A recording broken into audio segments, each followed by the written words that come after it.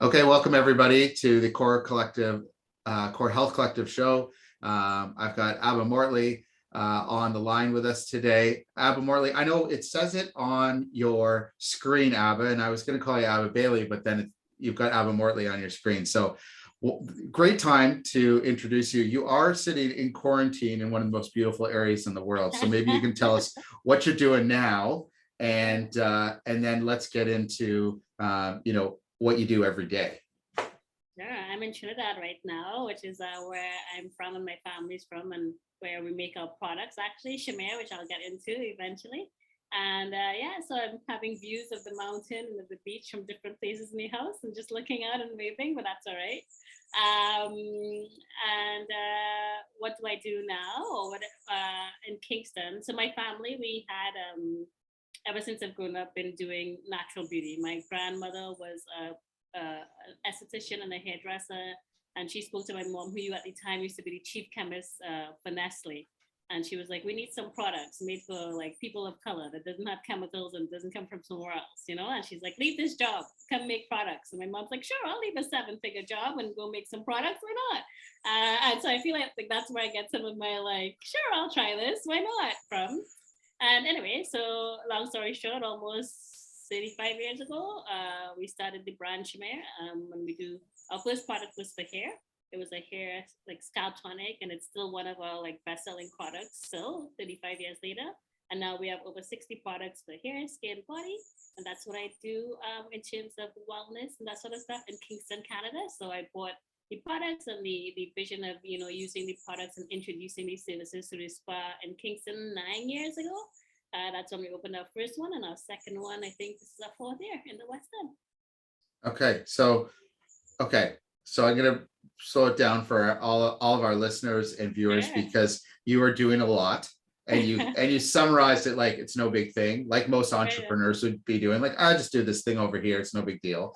It's very complex. I love the part about your mom leaving a 6-figure job. I knew that she was very involved, and I knew that she was the one who created a lot of the original products. But after that quick story about your grandma and your mom, I totally understand you on a whole nother level. And I've known you for probably like 15 years. Yeah. What people may not know is that I used to play soccer with your husband, and you and your beautiful kids would come and watch, and it's been really nice watching your family grow over many years. But and your business. So your business is Cher-Mere. My business is Cher-Mere. And when it first opened, I was like, oh, great, a spot. It looks really beautiful. And Abba's got this great vibe, and it's got a cool aesthetic. And then many years later, you open a second location. But between me learning about the first and second location, I learned that you had your own products, which I find is the most fascinating part of it, because there's lots of spas around, and they sell products that they do not make. And that's most common. Is that fair? Fair. Yeah. So what is it about the product side of the business that got you guys excited at the beginning, and kind of where has it evolved to, and kind of what are your customers asking for? That's my dry. I'm doing laundry. Sorry for that. And no matter where I go in the world, there's laundry. Life goes on, even in quarantine. Good question. So I guess, I grew up in the business. So it's very funny when people ask that story, because I've always been like, for me, my first recollection is I'm like 5 years old. We lived, our factory was behind our house, and I grew up like,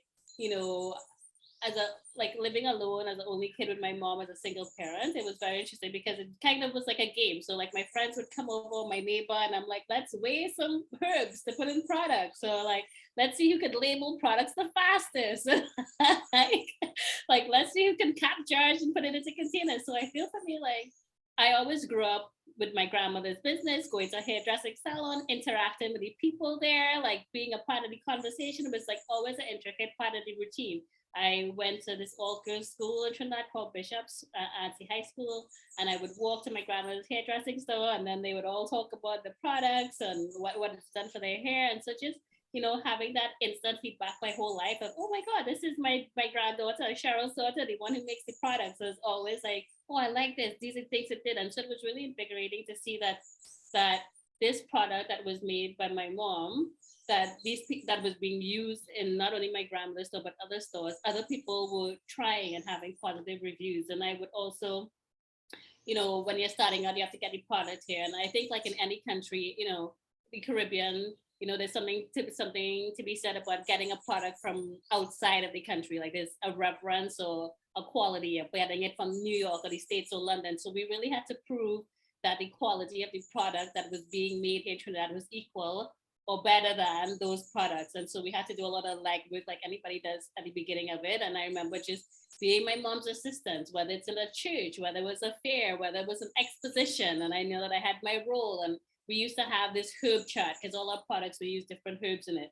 And I would it was kind of like, guess what this herb does or what this herb is. And that was my job. I would be like, what's this herb? Nettle is used for like really great for hair growth. And we have it in this product. And so like literally from like all my childhood, that was what I was kind of always in. So I guess naturally I had to like learn how to be creative with sales and like figure out what people wanted to hear. And that was and it was nice. It was my mom and I. And then as we started to grow, we got my uncle joined and then we got other staff. And just kind of neat. And I think just, being able to use the products, like that's all I've ever used all my life on my skin is, and my hair and my body is my mom's product. Whenever I need a new product, like when I first got pregnant, I was like, so we need something for babies. And that's how our baby line came about, And so I think the spa has also been great. So eventually, so we started off our store.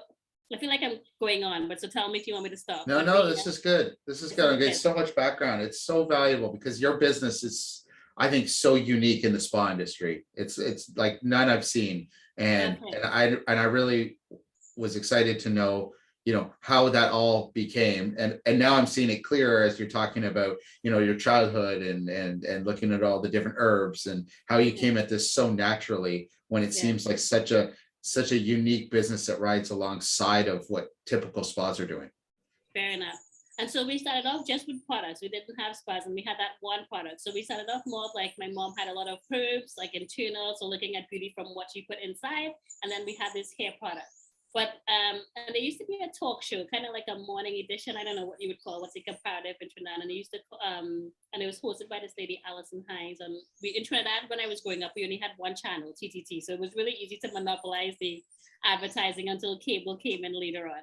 And so my mom would go onto this talk show, and sometimes, like if I wasn't in school, if I happened to be there, I'd also go on with her, and we'd talk about these products.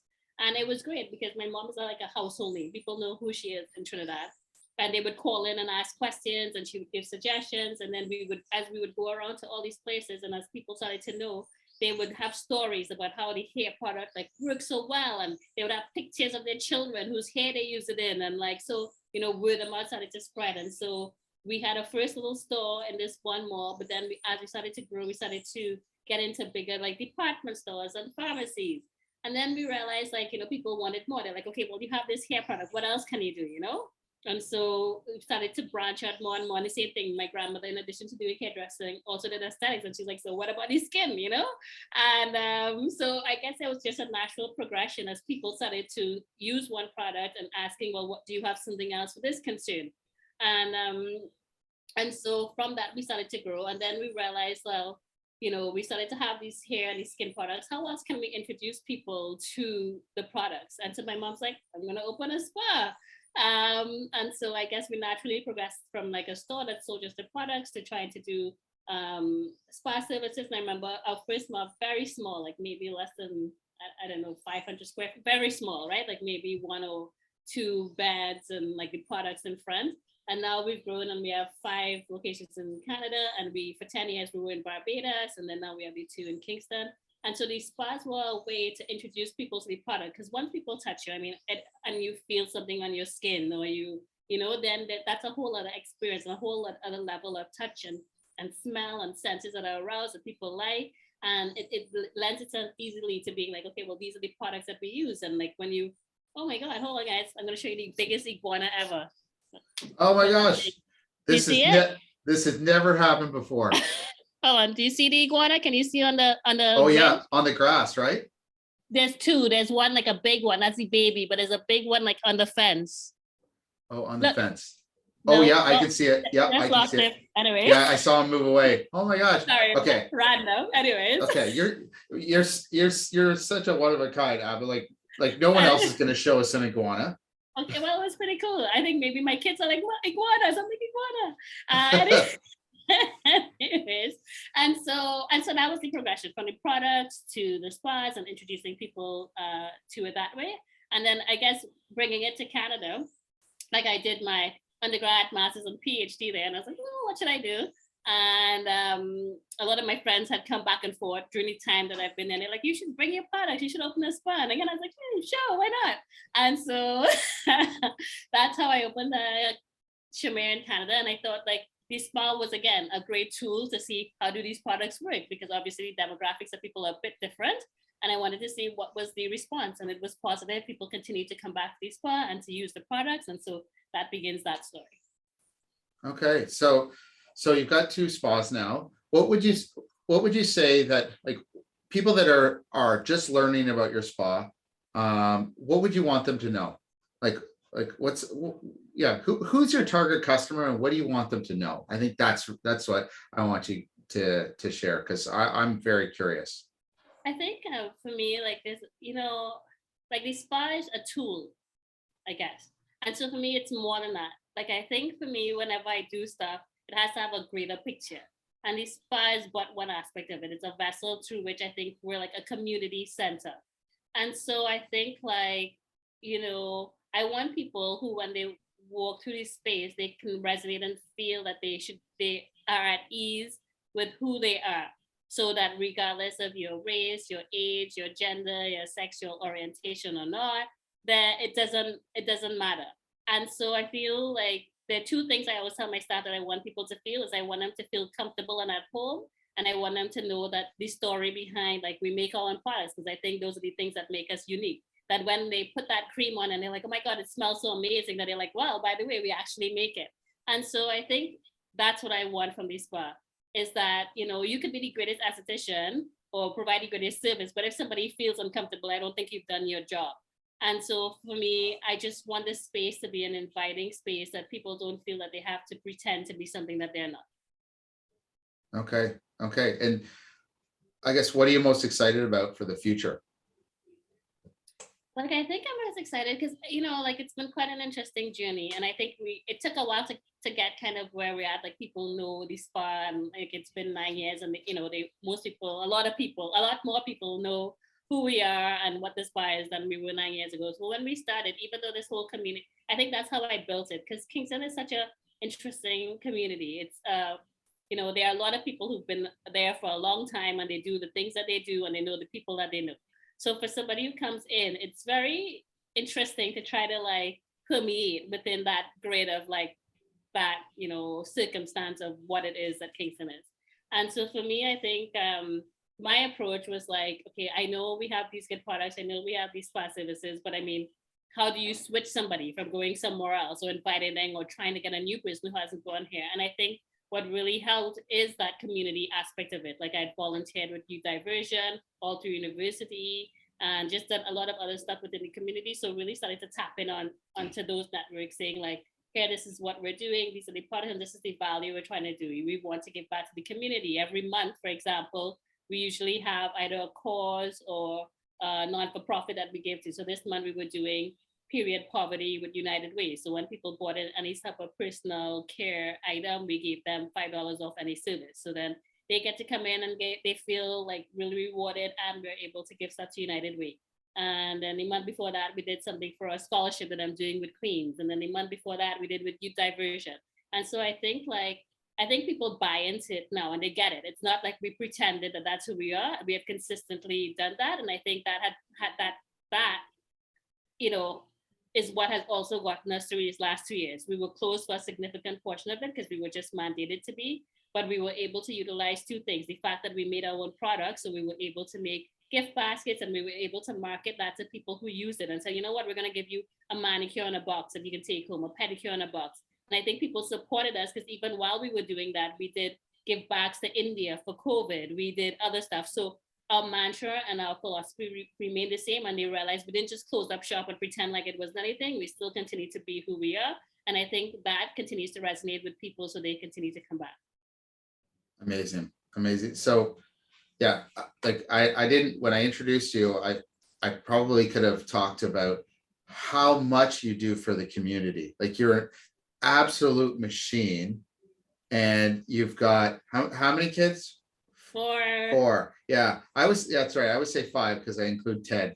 But so you've got four kids, you've got 2 locations, you guys have your own product brand, you volunteer with the city, with all sorts of organizations. Every month you're creating a new partnership to make sure that organizations that need support get it. How do you do it all?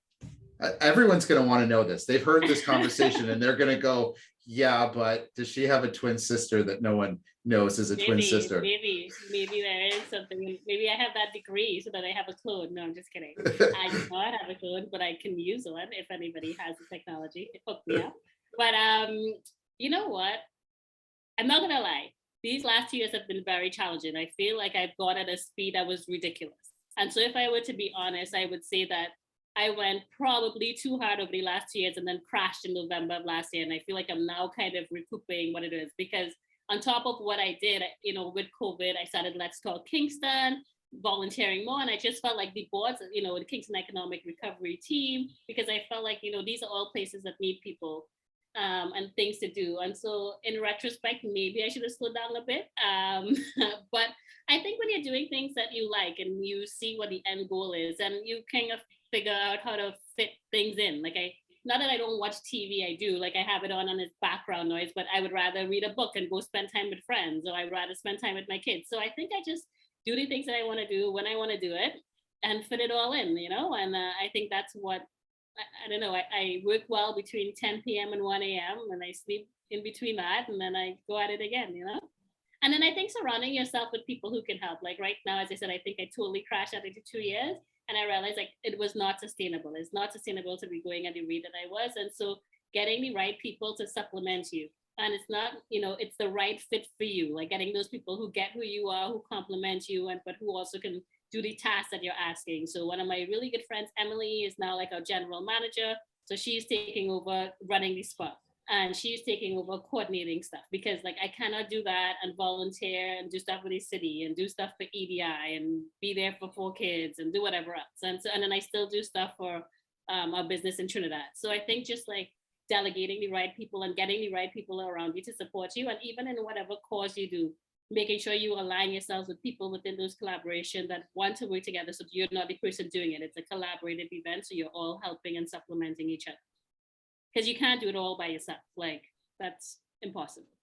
No, absolutely not. Team. Obviously, I have a good partner. Like Ted's amazing, and he also has his own business, and so I think we work well to complement each other and make sure, like, are you home with the kids, or do I have to do pick up? What's happening? And so I think just, as I say, surrounding yourself with the right team, whether it's personally at home, whether it's in the business, whether it's in the community, so that you can do the things you love and still love the things that you want to do.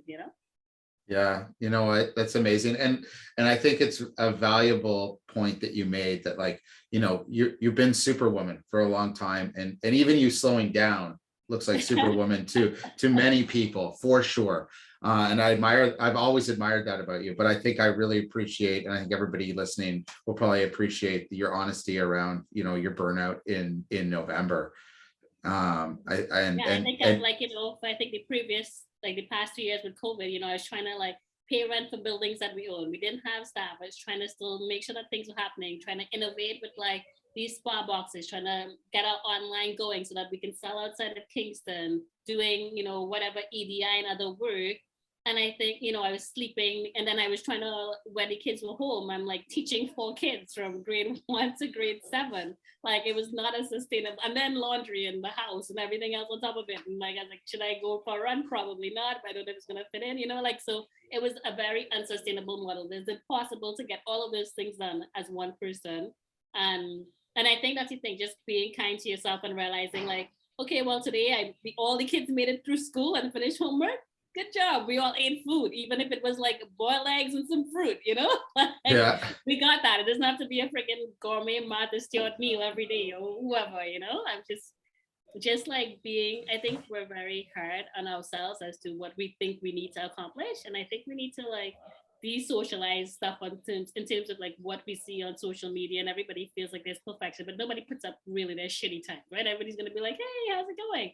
And so just understanding that like, no one is an island. We all need support, and we all also have to be able to ask for help, which I think a lot of people don't always want to do because they feel like it's a sign of weakness, but really it's a sign of strength because it means that you're seeing that you're validating and that you need that support so that you can be the best that you can be. Absolutely. And I think that when people ask for support from each other, it makes it easier for that other person to ask for the support that they're probably needing, right? Like before we started recording, I said that, I'm taking this year to learn more and go deeper and wider into health and wellness from an entrepreneurial perspective and how entrepreneurs built their business and how they connect with their customers. And I said, like, I'm getting all the value today, right? Because I'm not that fun to talk to. I get it, but anything you need, you just let me know. Like, whatever I can do to help, I will definitely do that. And I think like I ask for your help, hopefully you'll ask for my help in the future. And I think we all need to be doing more of that. And I think there's this is a bit of a side topic, but I think before COVID happened, there was this real rise up in entrepreneurial groups happening where more and more groups were getting together of like-minded people to share ideas, best practices, support each other, to make entrepreneurs not feel like they're always working alone, even though they have employees. And then COVID has kind of washed a lot of that away. So I'm hoping it starts coming back. And I think that there's been a lot of online. So the online group discussion has really grown. But I'm a very strong believer that it doesn't replace like face-to-face interaction completely. It's been a nice way to accelerate interaction because you can do it so quickly. Like you're in Trinidad, this conversation wouldn't be happening right now. Like maybe before COVID, we would have said, well, you can't come into the office and we can't get the video camera set up because you're not even here. So let's just do it when you get back. So it's been a nice addition, but I think we still need to get back to being with our community, not just like on a screen with our community. No, for sure. I think there's value to that point, definitely. Okay, I got a couple more questions for you. One's a bigger one. Yeah. So you're in the health and wellness field, no question. You sound very passionate about it, no question. 3 generations of it in your family. Maybe 4th if you're training any of your kids to love it as much as you do. But where do you think the consumer is moving in health and wellness for themselves now? Like, what are you seeing? What kind of trends are you seeing? And I know COVID has affected a lot of people's self-identification on what health and wellness means to them. But where do you think people are, and where are we going? Yeah, and I think that's a really good question. I think if you had asked me that 2 years ago and now, the answer is definitely different. I think COVID has done a lot of things. And I think one of the things is it's allowed people to reevaluate and reassess what it is they need. And in terms of, support, I think there have been a lot of people who have been wearing so many hats and having to merge those hats in the same space. So, for example, as a mom, trying to work, trying to homeschool, trying to whatever, and I think people really see the value and how much they really need to take a moment to like fill their cup up so that they can keep giving to others. And so, not that people didn't do that before, but I just think between that and just the value of valuing their time, I think it's caused people to slow down. The fact that they didn't have to be going everywhere all the time, they just realized that a little bit of respite and a little bit of time for me does a lot. That little bit of self-care and self-reflection is now, I think, very prevalent to more people, I feel now, than it was before. And so I think people are looking for things that, it doesn't have to be, external, not necessarily going to a spa or doing stuff like that. But I think just wellness in terms of like going for a walk, taking a break when you feel like you're overwhelmed, like making sure that you drink water, and you're eating well, so that you can think properly, so that you can respond in a polite and kind way to people around you, so that you can cope, and that comes from you, and that if you are overworked at your wits end, then you can't be the best version that you would like to be. And so I think it's going into a trend where people are really caring, not necessarily like in terms of like, how can I change something, but how can I just take a break for myself so that I can feel some respite, so that I can then feel invigorated to move forward. Yeah, no, I've heard that a lot, because I asked this question to many people, and I'm getting a sense that some lots of people are thinking less, so less is more now, versus like more is always more prior to COVID, right? So less is more, but I see people investing more of their disposable income into their own wellness, and I'm not sure if you're already seeing that trend or expecting it. Yeah, and I think so. Not only just wellness and like investing thoughtfully, like who am I buying this for? Like what am I supporting when I buy this? What does this mean when I buy this product from? And so there's more, I feel like, conscious decision making in the things that you're buying. So you're not just picking something up and buying it because you're like, I need a, like say I need a cream, so I'm just gonna buy a cream. No, I think they're thinking of like, where was this made? What are the products made in it? Like, who is selling it? Who is making it? Am I supporting them? And by supporting them, what is that doing?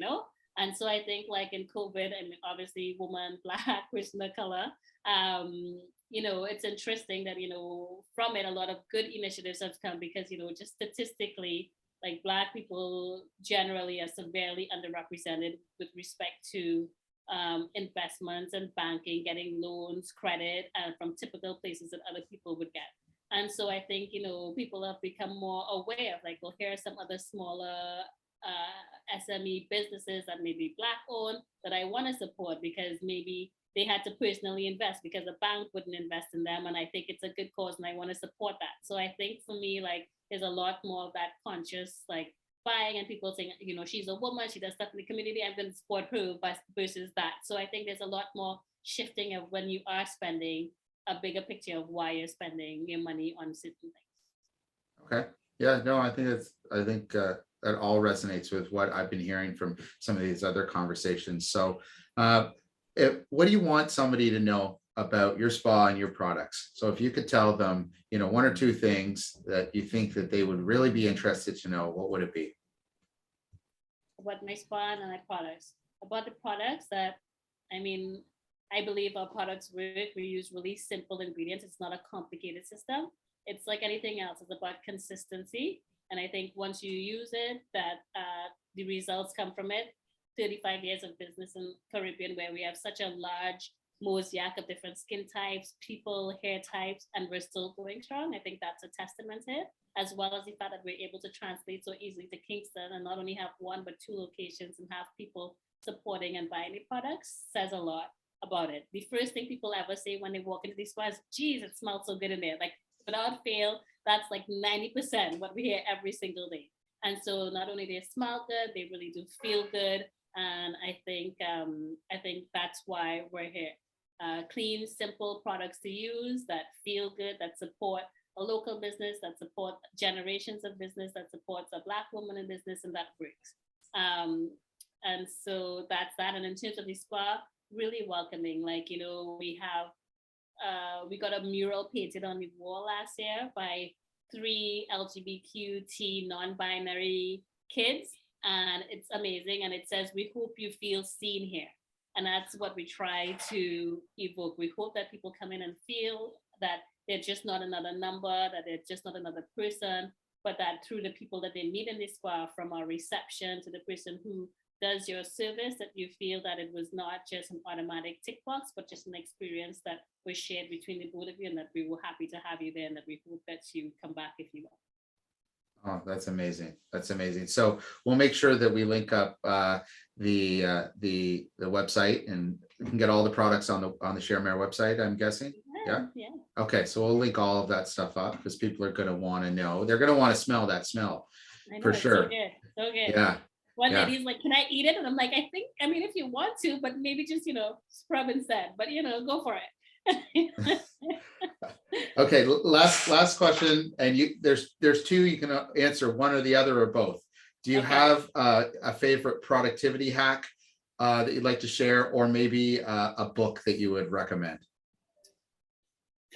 Both are very challenging. I read a lot, but I also forget instantly when I finish reading. So it depends on what I'm reading. I actually don't read many business books. So the books that I like, so the last book I just read, what was the last book I just read? I just put it down. Oh my God. Books that I read too also have to do a lot with EDI. So like I really like Seven Fallen Feathers. I think it's a phenomenal book. I think like every Canadian person should read it. It has to do with like the story of like some Indigenous children and their stories of being missing, and just like their parents advocating and the beginning of like the TRC and like advocating for that. And the speaker was phenomenal. I saw at Queens when she came to speak about that. And so that book and the name and the title resonates, and the Desmond Clark one as well, where it kind of chronologically speaks to, because I think a lot of people think like racism is a sidebar, doesn't exist like in Kingston or Canada. And Desmond Clark, his book showed that here's a chronological, he took it for every month of the year. And he was like, here are things that are happening in Canada. And so therefore these are why we need, and the importance of like EDII and that sort of stuff. So those tend to be the books that I read. So, or like Caribbean authors. So I just finished reading a Caribbean book. So yeah. Okay, amazing. We'll link those books up. Okay, productivity hacks. I don't know. I think you just gotta break things into small, doable pieces. I think sometimes we like have an idea and then we get lost in the magnitude of it. I think you have to, what is your goal and what is your intention and why are you doing whatever you're going to try to do? And then like, how do you break that down into pieces so that they're manageable, and then always tying it back to the why and what it is that you're trying to achieve, and then just break it down and do it in small bits. Okay, that's good advice. Definitely good advice. Something like that. You know what? It was nice chatting with you. How many more days do you have in quarantine? I leave on Wednesday, so what day is this? I don't even know. Friday. So Friday. Well, hopefully it's getting warmer here. Not as warm as where you're at, but it is getting warmer here. I'm excited. So safe travels. Thank and hopefully I see you around soon. And I've seen you on a screen many times in the last couple of years, but hopefully my I'll see great you day in person. weekend is next weekend, so I'm gonna take it out on a tongue in Kingston. No, just kidding. We'll see. So maybe you'll see me out and about. Yes, that's great. It's great. It's good seeing everybody coming back. Yeah, it was great talking to you. Thank you so much for having this conversation with me. I really enjoyed it, and I love your backstory. It's amazing. I'm sure everybody else will too. Well, thanks, Ben. Thanks for having me on. I appreciate it. Awesome. Have a nice day and travel safe. I will. Bye.